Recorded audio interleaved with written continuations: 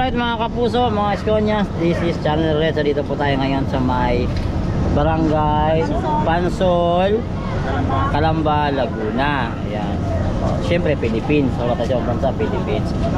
Si nanay, papakilala ko sa inyo dahil meron siyang panawagan at gusto niyang makita yung taong ito. So gusto ko sa kanya galing mismo. So nay, tell me, what is your name? Ako po si Chirilita Rasuto na Bahilyo. Nananawagan po ako sa anak ko.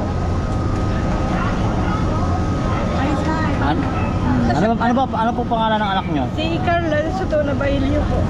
Oh, may picture ba tayo? Mayroon po sa National ID.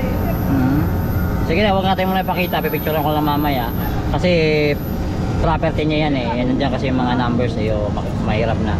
Baka biglang i-gamitin yung pangalan ng anak mo. Na kung saan ka ba, umuwi ka na. Ako na nga sorry. Kung mapasubok ka, mapahama ka na. Uwi na na. Hindi ako makatulog na kasi. Lagi kitang iniisip. Mahal na mahal kita eh. Kaya naman nasaktan kita kasi gusto kong makapag-aral ka. Marami kayong magkakapatid. Sinikap ko kahit ako may hika. Kahit ako may komplikasyon sa puso. Alas 2 pa lang ako nag-aral. Naghanap buhay na ako para lang may baon ka at may makain kayo. Para hindi kayo masyapira ng ibang tao na kung ano sabihin. Ginawa ko lahat na. Uwi na na. May mga ilang taon na ba itong nawala si iyo? Mag-iisang taon na po ngayong April. Pero kanina may kwento kayo sa akin na nasaktan mo rin yung anak mo. Nasampig ako yan ng 5 beses na kasi naalis siya ng bahay. Kung araw siya hindi nag-aral. Ang policy ko, marami silang magkakapatid. Makatungtong man lang siya ng college. Kasi ayaw kong maranasan niya yung sobrang hirap. Narurunod ako. Kasabi ko sa mga anak ko. So, hanggang ngayon ay wala kang idea kung asan mo Wala talaga. hahanapin. Kaya nga, sabi ko nung nag-ano ko sa dito, sabi ko, tara na lang. Punta tayo, baka sakaling may makapansin sa akin doon. Malawagan man lang ako. So dito sa area na to, wala talagang nakakaalam. Wala, lumapit na po ako sa DSWD. Sa pulis. Hindi ako lumapit sa polis kasi natatakot po ako. Kasi siyempre nasaktan ko siya.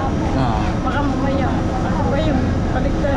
Hindi naman siguro. At least makakatulong naman. Naiintindihan naman siguro na normal lang sa magulang nakakasakit ng anak. Pero Hindi ako lumapit sa ano talaga.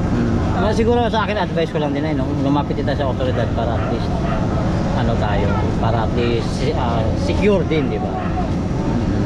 Gagawin ko po. So anong gusto mo sabihin sa anak mo if in case nakakanood siya dito? Uwi na lang. Kita ka man lang kahit saglit. Mawala man lang yung pangamba ko sa buhay. At kung ano na nangyari sa iyo. Hindi ko rin matanggap. So yung kapatid niya. Pangalan mo ate? Shirley. Ayun, ikaw yung pangalawa, di ba? So anong gusto mo sabihin mo sa kapatid niya? Carla, kung nanonood ka man, uwi ka na kasi miss ka na ni mama, miss ka na din namin. Kung nasa ka ingat ka palagi, pakita ka na. So I hope safe si anak mo. Actually, yung anak mo ate is Siyam? Siya. Ang dami. Napakagaling mo. I mean, napakagaling. Kasi isipin mo, Siyam ha? Ang dami. So, paano mo binubuhay ang Siyam na? Madaling araw ng alas 2, naalis na ako, namimili na ako ng paninda. Para tinagtay ako ng talipapa. Para doon ko kukunin yung pang-araw-araw na. Kasi kung iasa ko sa asawa ko, hindi sasapat talaga. Kaya tumutulong ako. Siya, kasama ko siya. So, ito lang yung problema mo sa hanggang ngayon. Na parang pinasisisihan mo yung ginawa mo. Kalaban ko ba sa isip ko dyan? Kasi wala naman na. So, ano ginagawa niyo araw-araw? Dahil di alam ko, di nawawala sa isip niyo yan. Umiiyak ko na. Nagkasakit ako niya ng 10 buwan may gin. Kaya hindi ko yan naanak. Kasi nag-trigger nga yung komplikasyon ko sa puso. Anong pangalan niyo ulit, Nay? Chirilita, sa Sutuna, Bahilyo. Sa barangay. Pansur, Calamba, Laguna.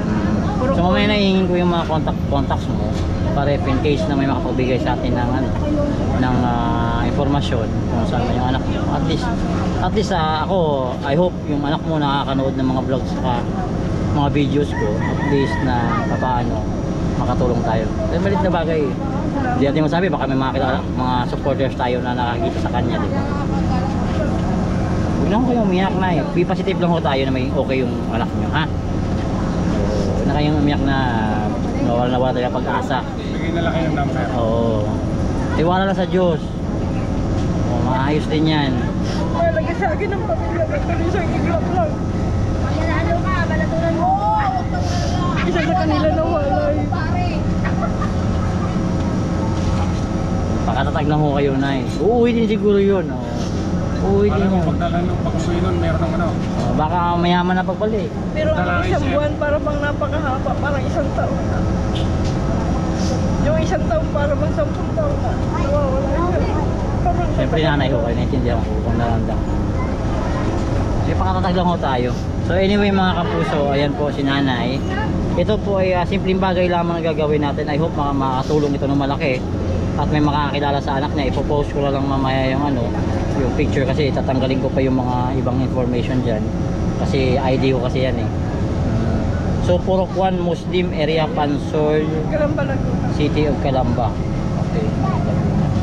Alright. Nay, thank you. Ingat ka ha. Pakatatag niya, Nay. Okay. Hihingin ko lang yung mamaya ha. Ilang taon na yun si ate? 18 na. Nag-18 ng 18. July. Umalis siya ng Abril. Abril 4. Anak mo rin to, Nay? Oo, nakikinanay kayo ha. Sige. Ayun po, Nay. Ingat kayo ha. Salamat.